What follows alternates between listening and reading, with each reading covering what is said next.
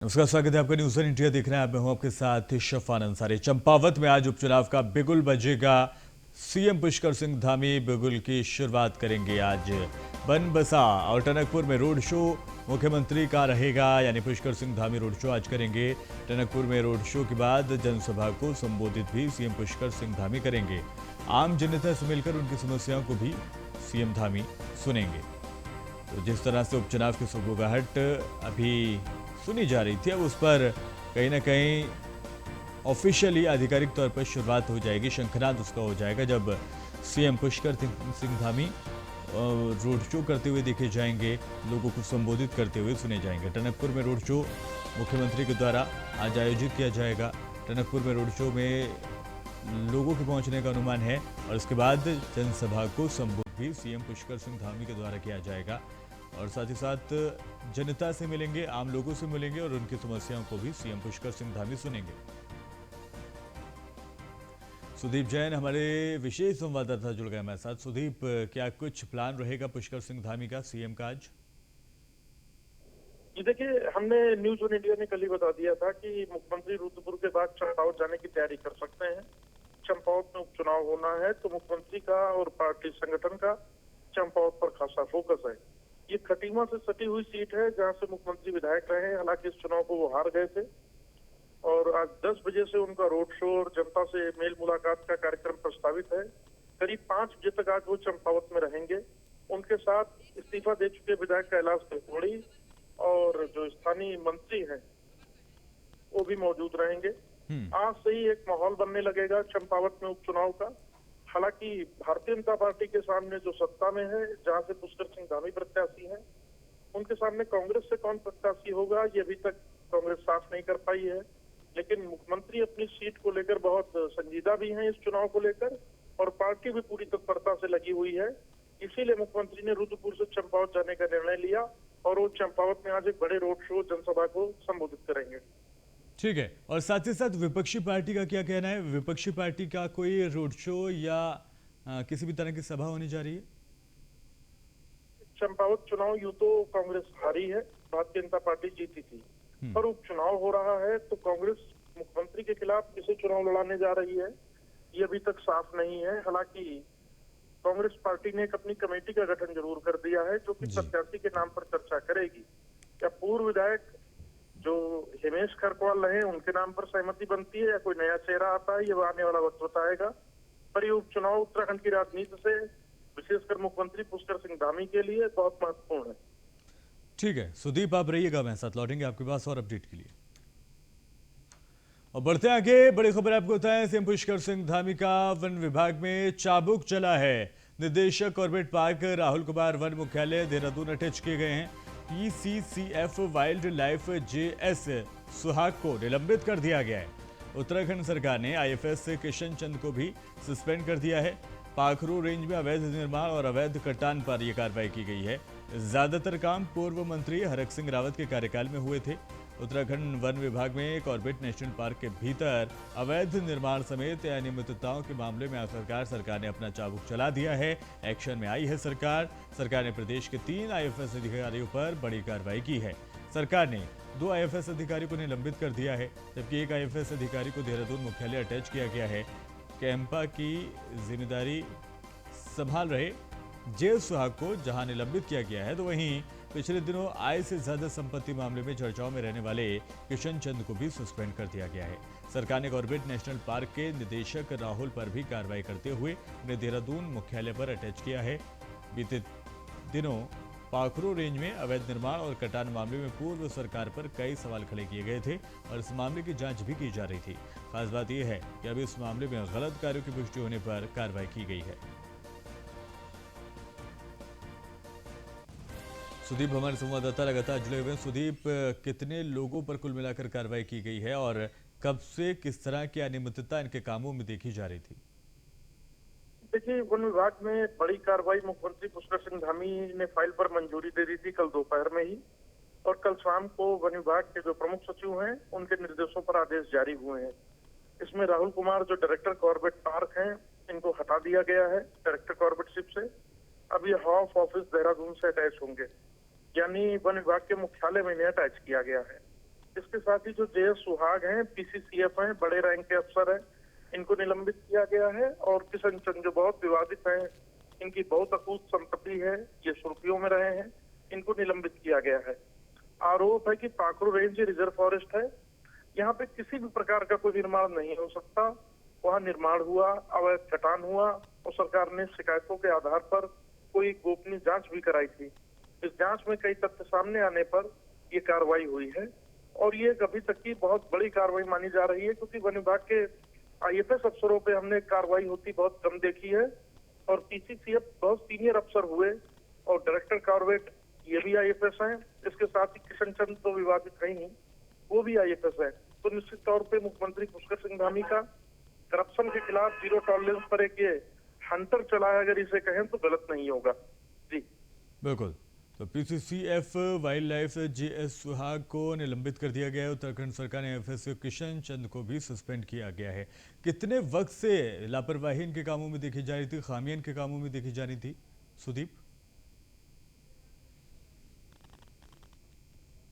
पहुंची थी उस वक्त हानकदार मंत्री हरक सिंह रावत होते थे और उनका वन विभाग डिपार्टमेंट था।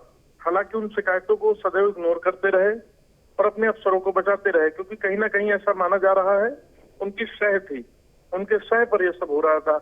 पर अब वो ना तो सरकार में है ना पार्टी में है और मुख्यमंत्री पहले ही कह चुके हैं कि जीरो टॉलरेंस और करप्शन पर तो बिल्कुल जीरो टॉलरेंस रहेगा। इसी के क्रम में कल प्रमुख सचिव जब फाइल लेके गए सचिवालय में करीब 2 बजे, तत्काल मंजूरी दी मुख्यमंत्री ने।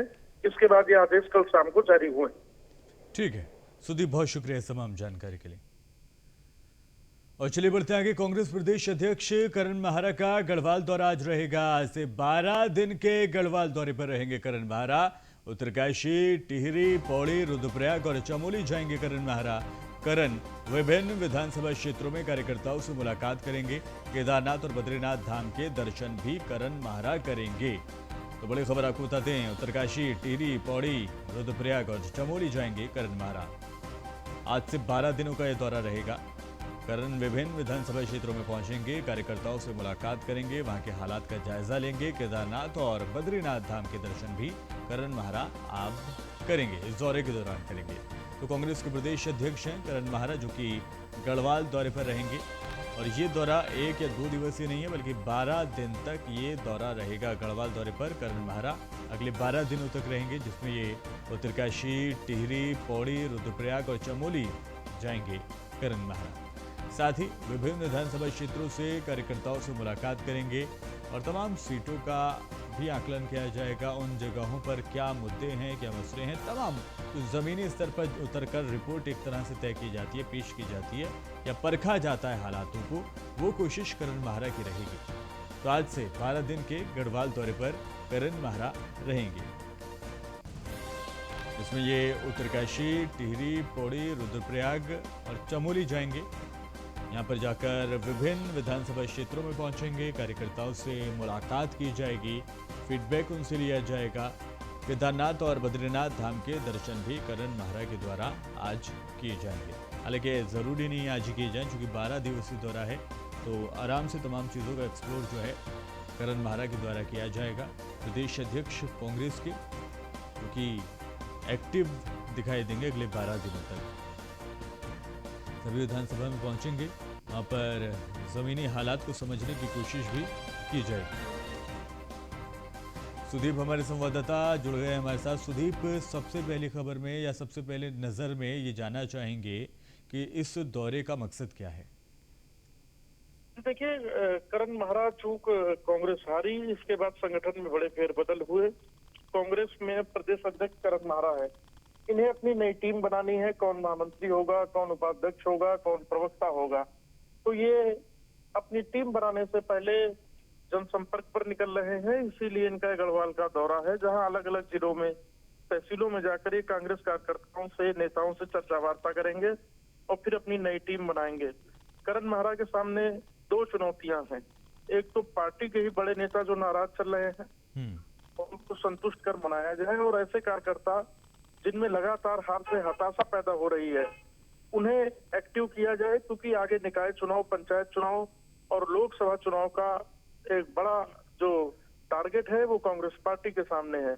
लिहाजा ये दौरा संगठन के लिहाज से करण मारा गढ़वाल का कर रहे हैं। ठीक है, बहुत शुक्रिया तमाम जानकारी के लिए आपका। और बढ़ते आएंगे, उत्तराखंड के नेता प्रतिपक्षी यशपाल आर्य दिल्ली दौरे पर हैं। उस दौरान उन्होंने सोनिया गांधी से भी मुलाकात की। न्यूज़ वन इंडिया से खास बातचीत करते हुए यशपाल आर्य ने बताया कि उत्तराखंड में जनता की अनदेखी की जा रही है। उत्तराखंड के कई इलाकों में भीषण आग लग रही है, लेकिन सरकार की कोई तैयारी नहीं है। इसके साथ ही यशपाल आर्य ने कहा कि उत्तराखंड कांग्रेस में किसी भी प्रकार की गुटबाजी नहीं है। इस वक्त हमारे साथ बातचीत करने के लिए उत्तराखंड में नेता प्रतिपक्ष यशपाल आर्य जी हैं। सर, आज दिल्ली दौरे पर आप आए हैं, सोनिया गांधी जी से आपकी मुलाकात हुई, किन विषयों पर चर्चा हुई? तमाम उत्तराखंड के मुद्दे हैं। देखिए, मैं आभार करने भी आया था आज कांग्रेस प्रेसिडेंट और हमारी मार्गदर्शक नेता श्री सोनिया गांधी जी से कि बहुत बड़ी जिम्मेदारी उन्होंने यशपाल आर्य को दी है और मैंने उनको आश्वस्त किया है कि जिम्मेदारी का निर्वहन पूरी ईमानदारी और निष्ठा के साथ मैं करने जा रहा हूं। और उत्तराखंड के संदर्भ में भी कांग्रेस के सीएलपी की क्या भूमिका होगी, किन विषयों को लेकर हम जनता के बीच में जाएंगे, किस तरह से हम सीएलपी में कांग्रेस विधायक दल सदन में उन जन मुद्दों को, उन ज्वलंत समस्याओं को, उन प्रश्नों को बखूबी उठाने का काम करेगा और हम जनता की आवाज़ बनेंगे। जो अपेक्षाएं हमसे की गई हैं, हम विपक्ष में रहकर सरकार के जो वायदे हैं, जो उनके नाकामियां हैं, जो उनके फैसले हैं, अगर वो सही फैसले नहीं है तो हम उसका विरोध करेंगे। हम सदन में भी बोलेंगे, पुरजोर तरीके से बोलेंगे, प्रजातांत्रिक तरीके से आवाज़ उठाएंगे और सकारात्मक भूमिका भी हम निभाएंगे। लेकिन सकारात्मक भूमिका का मायने ये नहीं है कि हम हर सरकार के साथ खड़े दिखाई दें। और आगामी 3 मई से 4 धाम यात्रा शुरू होने वाली है। 4 धाम यात्रा खुलने से पहले पौड़ी को 4 धाम यात्रा के रूट से जोड़ने के लिए पौड़ी वासियों ने अपनी कमर कस ली है। इसी को लेकर आज नगर पालिका अध्यक्ष ने नगर वासियों के साथ मिलकर पौड़ी के प्रसिद्ध मंदिर में हवन किया और सरकार से मांग की कि सरकार इस साल शुरू होने वाली यात्रा के कुछ अंश को पौड़ी से संचालित करने का काम करे।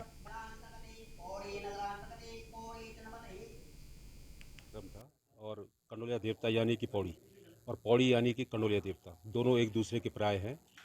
2007 में भी मैंने जब विधायक होते हुए इस मांग को रखा था कि पौड़ी को पर्यटन नगरी के रूप में जाना जाता है और जब तक पौड़ी से 4 धाम यात्रा का कुछ अंश, इन शब्दों पे आप गौर करेंगे कि कुछ अंश जो है वाया कोटद्वार, सतपुली होते हुए, बांघाट होते हुए, कासकेत होते हुए, टेका मार्ग से पौड़ी और कोटद्वार से सतपुली होते हुए, ज्वालपा देवी होते हुए, बुआखाल होते हुए पौड़ी जब आएगा, उसका कुछ अंश यहाँ आएगा तो जो हमारी नगर के अंदर या इस क्षेत्र में कुछ कमियां हैं उनको भी दूर होने का मौका मिलेगा।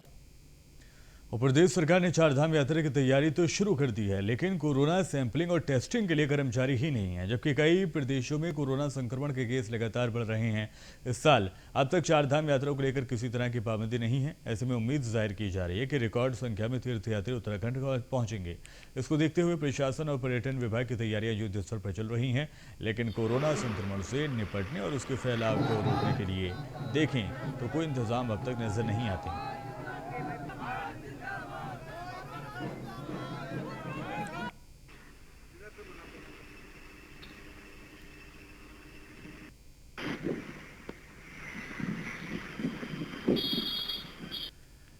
देहरादून से आ रही बड़ी खबर आपको बताएं। सीएम ऑफिस में तैनात सभी अफसरों की जिम्मेदारियां तय की गई हैं। कौन किस काम और महकमे को देखेगा, ये तय किया गया है। सीएस राधा रतूड़ी को सीएम कार्यालय में बड़ी जिम्मेदारी दी गई है। राष्ट्रपति, पीएम और अन्य राज्यों के सीएम से समन्वय रखने का जिम्मा इनको दिया गया है। एसीएस राधा रतूड़ी को यह जिम्मा दिया गया है।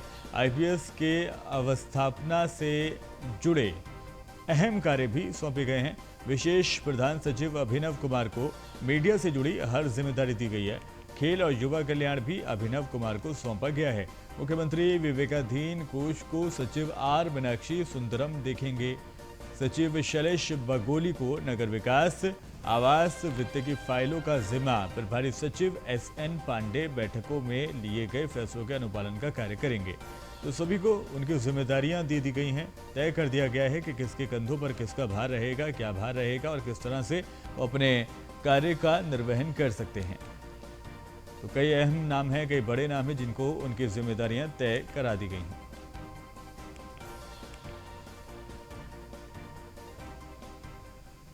सुल्तानपुर पट्टी के गांव पिपलिया में पैसे के लेन देन को लेकर दो पक्षों में जमकर फायरिंग हो गई। फायरिंग के दौरान एक युवक की गोली लगने से मौके पर मौत हो गई, जबकि 3 लोग घायल हो गए। घटना की सूचना मिलते ही पुलिस मौके पर पहुंची, जहां पुलिस ने शव को कब्जे में लेकर पोस्टमार्टम के लिए भेज दिया है। वहीं पुलिस ने दोनों पक्षों की तहरीर पर मुकदमा दर्ज करते हुए कार्रवाई शुरू कर दी है।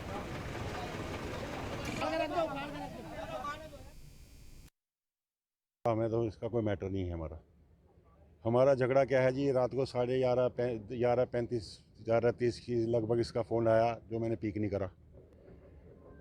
उससे बाद 5 मिनट बाद फिर फ़ोन आया, अपना शर्मा कट लिखा हुआ था मेरे उस पर, तो मैंने फ़ोन पिक करा। तो ये अभद्र भाषा का गाली गलौज, तेरे परिवार ख़त्म कर दूंगा, तूने ये कर दिया, वो है, तू गुंडा है, तू अपने आप को गुंडा समझता है, ये है वो है। मैंने कहा भाई साहब, मैंने तुम्हारे साथ क्या गुंडागर्दी करी है? कह रहा तू है कहाँ? मैं डर के मारे, इसने कई मर्डर कर रखे हैं, इसने डर के मारे कहीं हमारे पर हमला ना कर दे। मैं अपना इसको बोला मैं मुरादाबाद में हूँ, मैं घर पे नहीं हूँ। उससे बाद 12:15 बजे 12:20 के लगभग ये 3-4 गाड़ियों से ये फायरिंग करते करते ये हमारे यहाँ फायरिंग इन्होंने 112 की सूचना आई थी। इसमें नेत्र प्रकाश शर्मा पिपलिया गांव में रहते हैं। इनके द्वारा सूचना दी गई थी कि कुछ हमलावरों ने इनके घर पर आकर 3 गाड़ियों में आकर 15-16 लोगों ने आकर फायरिंग की है। घर के अंदर घुस के फायरिंग करी है, महिलाओं के साथ मारपीट करी। इसके साथ ही कुछ घर में जो भी सामान था उसे खुर्द-बुर्द कर दिया है। इस सूचना पर हम लोग मौके पर पहुँचे, हमने सारा घटनास्थल का मौका मुआयना किया। मौका मुआयना करने पर हमें कुछ खाली खोखे प्राप्त हुए। उसके अलावा इसमें कुछ ये देखा गया कि दूसरे पक्ष की तरफ से भी एक तहरीर आई, जिसमें ये बताया गया कि उनके साथ के भी एक व्यक्ति की मृत्यु हो गई है गोली लगने से, और 3 अन्य व्यक्ति। चलिए बढ़ते आगे। हरिद्वार में एंटी ह्यूमन ट्रैफिकिंग सेल और एसओजी की टीम ने हरिद्वार के पास इलाके गोविंदपुरी के होटल में छापा मारकर देह व्यापार का भंडाफोड़ करते हुए 4 युवतियों समेत 7 लोगों को गिरफ्तार किया है। पौष इलाके में सेक्स रैकेट चल रहा था। पुलिस ने इस मामले में होटल से ही रैकेट चलाने वाली महिला को गिरफ्तार किया है। एक सूचना आई थी ज्वालापुर क्षेत्र में, जिसमें संयुक्त कार्रवाई की गई। इसमें AHTU की टीम थी, एसओजी की टीम और थाना ज्वालापुर से टीम थी। कंबाइंड टीम ने छापेमारी करके एक होटल में ह्यूमन ट्रैफिकिंग से संबंधित एक केस दर्ज किया है, जिसमें 4 महिलाओं सहित टोटल 7 लोगों की अरेस्टिंग हुई है। और इसमें सुसंगत धाराओं में अभियोग पंजीकृत किया गया है ज्वालापुर कोतवाली पर, और उसकी विवेचना की जा रही है। और जो तथ्य विवेचना में आते हैं उसके हिसाब से अग्रिम कार्रवाई की जाएगी। एक सूचना आई थी ज्वालापुर क्षेत्र में, जिसमें संयुक्त कार्रवाई की गई। इसमें AHTU की टीम थी, एसओजी की टीम और थाना ज्वालापुर से टीम थी। कंबाइंड टीम ने छापेमारी करके एक होटल में ह्यूमन ट्रैफिकिंग से संबंधित एक केस दर्ज किया है, जिसमें 4 महिलाओं सहित टोटल 7 लोगों की अरेस्टिंग हुई है। और इसमें सुसंगत लालकुआं वार्ड नंबर 2 निवासी किराना व्यापारी की पत्नी की संदिग्ध परिस्थितियों में मौत हो गई। मृतका के परिजनों ने पति और ससुर पर हत्या का मुकदमा दर्ज कराया है। वहीं पुलिस ने 302 का मुकदमा दर्ज कर लिया है। फिलहाल पुलिस मामले की जांच में जुटी है। वहीं फॉरेंसिक टीम ने मौके पर पहुंचकर साक्ष्य इकट्ठा किए हैं।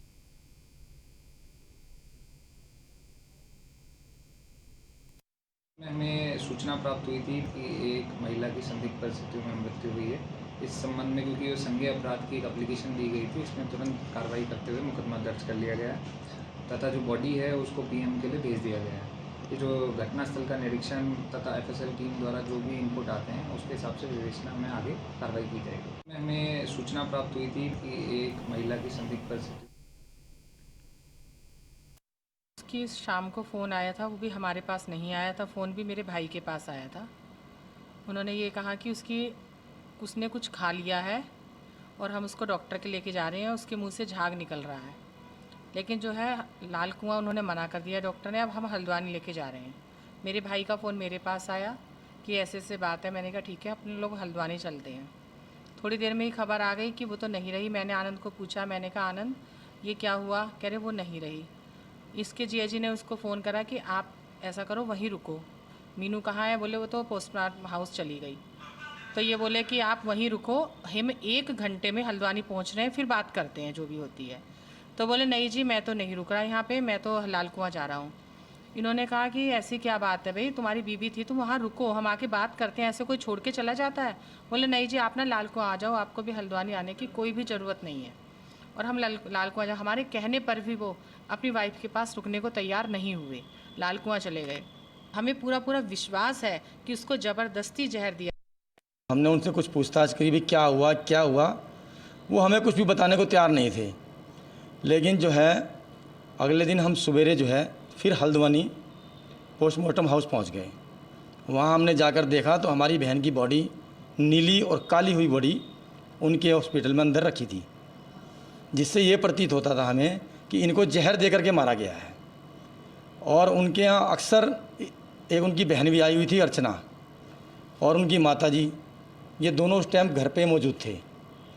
और इनका आपस में किसी न किसी बात पर अक्सर विवाद होता रहता था, झगड़ा होता रहता है कि जो है उसी झगड़े को देखते हुए हमें तो ये पूरा एहसास है कि इन्होंने हमारी बहन को लाल कुआं से है, जहां एक और नगर पंचायत पॉलिथीन पर पाबंदी को लेकर आम जनमानस को जागरूक कर रही है। और इसी कड़ी में आज नगर पंचायत द्वारा लोगों को बैग बांटकर जागरूक किया गया, जिससे लोग पॉलिथीन का उपयोग ना करें और शहर को स्वच्छ रखें। नगर पंचायत की ईओ ने बताया कि पॉलिथीन को शहर मुक्त और प्रदूषण मुक्त के चलते लोगों को जागरूक कर बैग बांटे जा रहे हैं।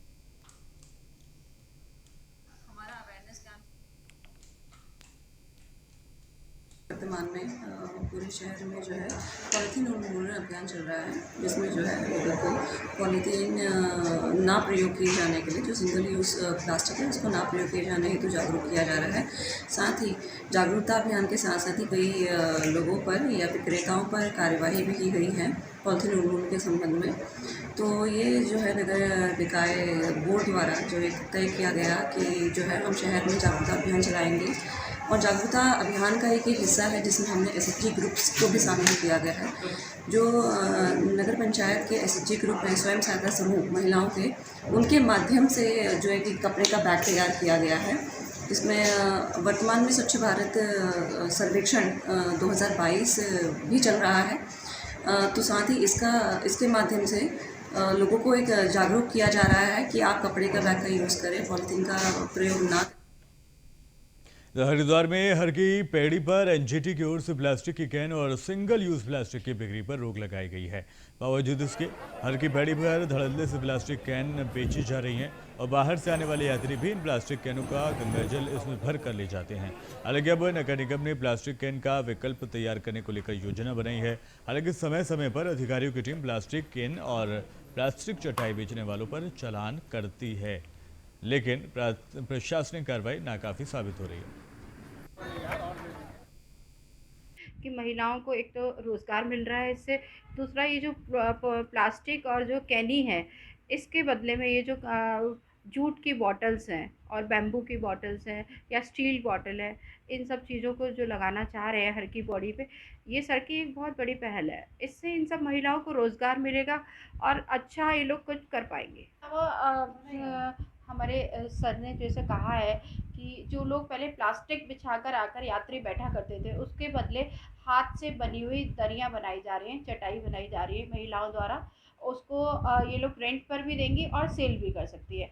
इससे ये जो प्लास्टिक बिछाकर जो बैठते हैं लोग, वो चीज़ भी ख़त्म हो जाएगी और कपड़े की बनी हुई, हाथ की बनी हुई, जूट की बनी हुई ये दरी और चादरें ये लोग बिछाएंगे। प्लास्टिक मुक्त होनी चाहिए कि गंगा जल की जो कैनी है प्लास्टिक की है, लेकिन अभी तक कोई विकल्प नहीं था हमारे पास, इसलिए हमारी भी मजबूरी है कि हमारे को बेचनी थी। यात्री के लिए भी था कि कोई ऑप्शन नहीं है उसके पास। और अगर ये ऑप्शन आए हैं जो भी कांच की और बांस की, जो गंगा जली स्टील की देंगे तो बहुत बेहतर है हमारे लिए। जब प्लास्टिक की होगी नहीं तो हम बेचेंगे भी नहीं। और फिलहाल इस बुलेटिन में इतना ही।